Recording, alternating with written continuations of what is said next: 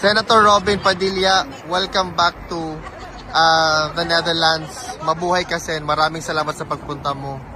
Ano po, assalamualaikum sa lahat po ng mga kababayan natin sa buong mundo, sa lahat ng mga nandito ngayon, sa mga kanina ko pa kaututan dila. Magandang hapon po. Senator Robin, alam naman namin, sir, na pupunta ka dito para sa pagsuporta kay PNR. Ano po yung masasabi nyo, ma-share ninyo sa buong mundo? Yung experience niyo, isang taon na po tayo, Sen, na lumalaban para kay Tatay Digong. Ano po yung gusto niyong sabihin? Ito kasing laban ni Digong para sa isang, unahin ko na ako hindi naman po lingid sa kaalaman po ninyo na ako po ay miyembro pa rin at tapat na tagasunod pa rin ng Katipunan. Okay? Yan po ay minana pa namin sa mga matatagal na nating bayani. Galing pala kita Andres Bonifacio. Ibig sabihin yung pagmamahal po sa bayan. Ito pong pagmamahal namin kay Digong, una, sa pagiging tatay niya. Pangalawa, sa nagawa niya para sa bayan. Pangatlo, isang Pilipino ikinulong dito, dati pang Pangulo. Medyo, yung tatlo ho na yun, pag pinagsama-sama, nakakasama ng loob yun. Kasi tatay natin, isang presidenteng gumawa ng maganda. Pangatlo, isang Pilipino ikinulong dito at inaantay natin ang desisyon ng mga dayuhan. Malabo yun. Kaya po tayo nandito. Hindi po tayo nandito para makipagkulitan, makipagbungis-ngisan.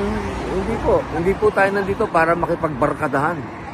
Nandito po tayo, nakikiisa tayo sa mga Pilipino na naniniwala na dapat kung meron man kaso si Digong, dapat doon sa Pilipinas, nandun sa dapat.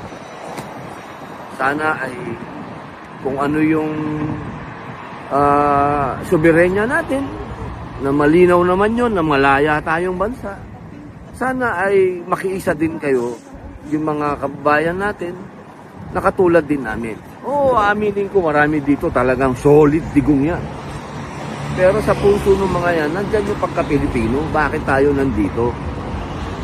Diba? Ako, doon naman masakit ang loob ko. Bakit? Paano tayong nakikiusap? Ang hirap-hirap. Pagdating mo dito, dadaan ka sa immigration, dadaan ka at kinikilatis ka. Alam mo, wala namang problema, pero pagka paulit-ulit na ganun na. Ang dami-daming cheche-bureche para mo lang makita yung tao ng pinakamamahal mo. Dahil mahal mo hindi lang dahil tatay mo, mahal mo hindi lang dahil, kundi Pilipino yun Marami naman dito, kaya parang ginawa na nilang Hajj to, parang ginawa na nilang yung bang kasama na sa kanilang paglalakbay. Marami akong nakasama dito, yung umiikot ng Europe, pupunta dito para makiisa kay Digong kasi Pilipino sila. Pero hindi naman solid na Duterte sila. Nandito sila kasi Pilipino sila. Yes. At nakikiisa kay Digong. Kung may kasalanan man siya, dapat nandun siya sa Pilipinas. Yun lamang po yung ating pagsasama-sama dito. Katunayan, masaya dahil may bayanihan. Dahil naman ang gusto ni Digong. Matutuwa naman tayo dahil yan talaga si Digong, takapangat malasakit, bayanihan. Ginagawa natin dito, yun nga lang nakakulong siya. Pero God works in mysterious way.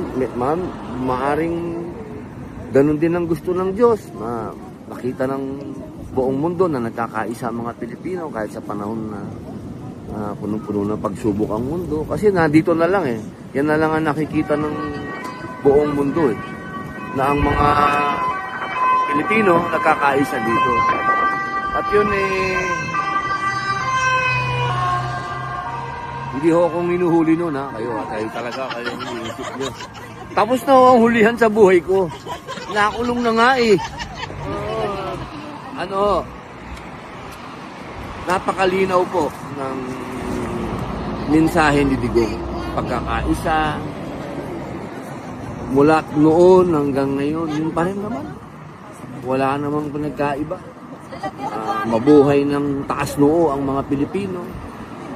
Nakita naman natin sa kahit na nakakulong na si Digong, yung taas pa rin ng respeto sa kanya hindi lang ng mga Pilipino, mas mataas nga respeto sa kanya ng hindi Pilipino eh.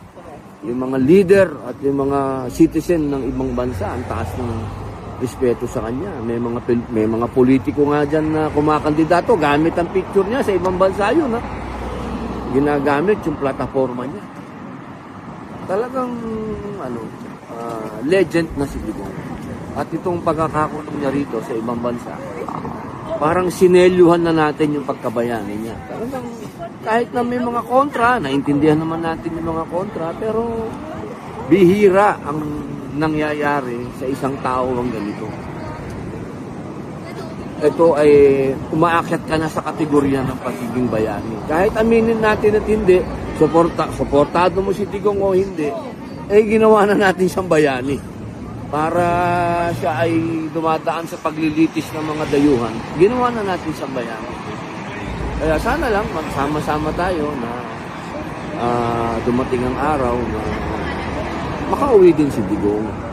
Kasi mas maganda yung bayaning buhay. Kasi matagal na tayong maraming karanasan na bayaning namatay. Ayaw natin yun.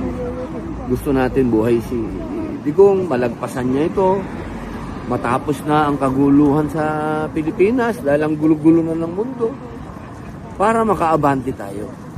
Kasi yun naman ang nais nating lahat. Nais nating magkaroon ng progreso ang bansa natin. Bakit ba maraming OFW dito? Bakit maraming migrante dito na pumupunta? Kasi nakikita nila na pwedeng maging parang Netherlands din ng Pilipinas basta magkaroon tayo ng magaling na leader. Kaya naman yun yun naman na pag pinagsama-sama natin ang Ricardo, hindi ito fans club. Fans club in a way. Maraming umahanga kay Digong, pero mas more on political to. Yung tingin ng tao, nakaramdam sila ng pwede. Yung nakikita namin sa ibang bansa, yung nararanasan namin sa ibang bansa, pwede palang gawin sa Pilipinas. Basta merong leader na iron hand. Yun ang kailangan natin, parang Lee Kuan Yew. Yun yun lang ho. Wala ako sabihin nila, ito si Senator, masyado itong tuta ni Duterte. Sabihin nyo na ho, ang gusto nyo sabihin, pero andun ho ako sa mundo na nung panahon ni Digong, nagkaroon ng pag-asa. Nagkaroon tayo ng pag-asa na isang araw ay magiging progresibo tayong bansa. Senator, ano po yung... haba. Senator, Pulis, uli na tayo. ano po yung masasabi niyo, Senator, doon sa suporta ng mga Pilipino na hanggang ngayon hindi pa rin nawawala, Sen, para kay dating Pangulong Rodrigo Roa Duterte? Hindi naman pwedeng mawala yun. Kasi maraming natulungan ang ating dating Pangulo. Hindi pa siya presidente, mayor pa lang siya, congressman pa lang siya, piskal pa lang siya. Nagkaroon na ng magandang karanasan sa kanya ang taong bayan. At nakita naman natin yan sa Davao, ang Davao City. Hello. Good afternoon, sir. Talk to you English, guys? English. Are you the leader? No. No. I'm a visitor like them. Okay. Because our former president. Yeah. Okay. That's why you are standing here. Yeah. Sir. How long you are staying here? Until 5 or 6. 5 or 6. Yeah. How many people are you here? Less than 50. Now, Less than 50. Yeah. yeah. All right. Thank you. Thank you. Thank you very much. Thank you. Ganyan mo kagaling yung pulis. Tinitingnan na lang nila kung safe kami dito, kung okay kami dito. Siyempre po, baka may kailangan kami. Hindi naman ho kami pinapaalis. Dahil imposible naman kami paalisin dahil matagal na ho sila dito. Oo. Yan ho yung mga tinatawag natin na merong police visibility. Yan. Kaya safe tayo ho dito. Walang magnanakaw nung aming ano dyan, portalet. Oo. Ayun. Yan, Katulad ho nung sinasabi ko, alam nyo, marami din ho dito pumupunta, hindi naman sila DDS. May mga pumupunta ho rito, mga Pilipino lang talaga na naniniwala sila na dapat walang Pilipinong nililitis sa ibang bansa. Parang lalo na yung dati nating Pangulo. Wala naman makapagsasabi na sa panahon niya hindi tayo safe. Yun lang naman yun Kahit na anong issue natin kay Digong, issue niya na lahat. Pero pagdating doon sa safe tayo ng panahon niya, wala akong ano doon, walang kukontra. Yun ho talagang tunay. Ang mga, wala ho tayong, parang masasabi natin na maikukumpara yung Pilipinas noon sa ibang bansa. Yung safest city, safest country. Senator, Davao, sabi ko nga, yung Davao. Yun ang example Kasi pag tinignan mo yung history ng Davao, dating punong-puno ng mga kalokohan dyan, kagaguhan dyan, gera-gera dyan, grupo-grupo, komunista, rebelde, lahat. Pero nung dumating si Digong, tumino ang Davao.